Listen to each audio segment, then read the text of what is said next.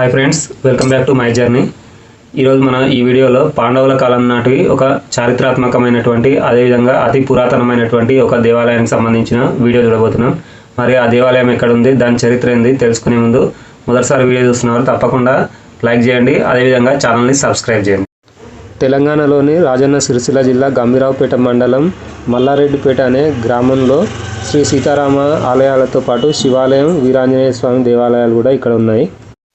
ఈ దేవాలయం కామారెడ్డి జిల్లా కేంద్రం నుండి సుమారు 45 కిలోమీటర్ల దూరంలో ఉంటుంది.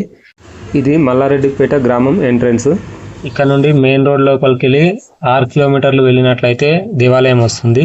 ఇది కామారెడ్డి నుండి సిద్దిపేట వైపు గంభీరావుపేట మీదుగా వెళ్ళే రహదారి మధ్యలో వస్తుంది. దేవాలయం చుట్టూ పచ్చని చెట్లు, అదేవిధంగా బండరాల మీద నుండి జాలువారే నీళ్లు, చుట్టూ మాండవ్య నది ప్రవాహం చూపర్లను ఎంతో ఆకట్టుకుంటుంది.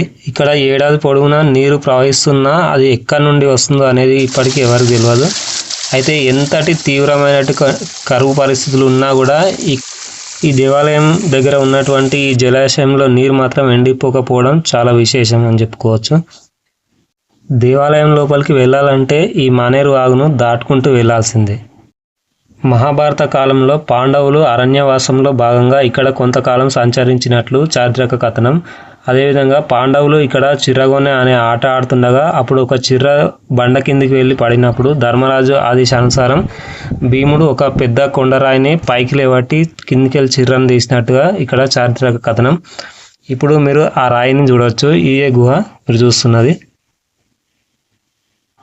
అయితే ఇక్కడ ఆంజనేయ స్వామి వారి దేవాలయానికి ముందు నుంచే సీతారాముల, అదేవిధంగా శివాలయం, కేశవాలయం కూడా ఇక్కడ ఉందట. తర్వాతి కాలంలో కాకతీయులు ఈ ఆలయాన్ని అభివృద్ధి పరిచినట్లుగా చారిత్రక ఆధారాలు తెలియజేస్తున్నాయి. ఈ దేవాలయం ముందర భాగంలో 2 అంతస్తుల గోపురం అయితే చూడడానికి చాలా బాగుంటుంది. పూర్తిగా రాతితో నిర్మించినటువంటిది ఇది. అయితే ఇక్కడ ఆంజనేయ స్వామికి చెందినటువంటి మరొక ఆసక్తికరమైనటువంటి చరిత్ర ఉంది. పూర్వం ఇక్కడ గ్రామస్తులు సీతారాముల దేవాలయానికి ప్రతిరోజు నైవేద్యం తీసుకొచ్చేవారట. అయితే దారిలో ఒక చెట్టు మీద ఒక బ్రహ్మరాక్షసి నైవేద్యం లోపలికి తీసుకురాకుండా అడ్డుకొని వాళ్ళను భయభ్రాంతులకు గురి చేసేదట. అయితే కొందరు గ్రామస్తులకు శ్రీరాముడు కలలో దర్శనమిచ్చి ఆ రాక్షసిని పారదోలేందుకు ఆంజనేయుడు ఈ గ్రామంలోనే ఒక దగ్గర భూమిలో స్వయంభూగా వెలిచాడని ఆ విగ్రహాన్ని తీసుకొచ్చి ఇక్కడ ప్రతిష్ఠించినట్లయితే ఆ రాక్షసి బాధలు మీకు తప్పుతాయని చెప్తాడట. అప్పుడు వారు ఆంజనేయుని విగ్రహాన్ని తీసుకొచ్చి సీతారాముల దేవాలయానికి ఎదురుగా ప్రతిష్ఠించడంతో ఆ బ్రహ్మరాక్షసి పీడ విరగడైందని ఒక చారిత్రక కథనం. ఇప్పుడు మీరు చూస్తున్నది ఇదే ఆంజనేయ స్వామి దేవాలయం. గర్భాలయంలో స్వయంభూగా వెలిసినటువంటి ఈ ఆంజనేయ స్వామి సుమారు 9 అడుగుల ఎత్తు ఉంటుందని తెలుస్తుంది. ఈ వీరాంజనేయ స్వామి వారిని దర్శించుకోవడం వల్ల ఎన్నో రకమైనటువంటి అనారోగ్య సమస్యలు తీరుతాయని, ఇక్కడ కొన్ని రోజులు నివసించినట్లయితే చాలా బాగుంటుందని ఇక్కడ భక్తుల నమ్మకం. అయితే భీముడు ఈ ప్రాంతంలో సంచరించడం వల్ల ఇక్కడ వారు కొద్ది కాలం ఉండడం వల్ల ఈ ప్రాంతానికి భీముని మల్లారెడ్డిపేటగా పేరైతే స్థిరపడింది.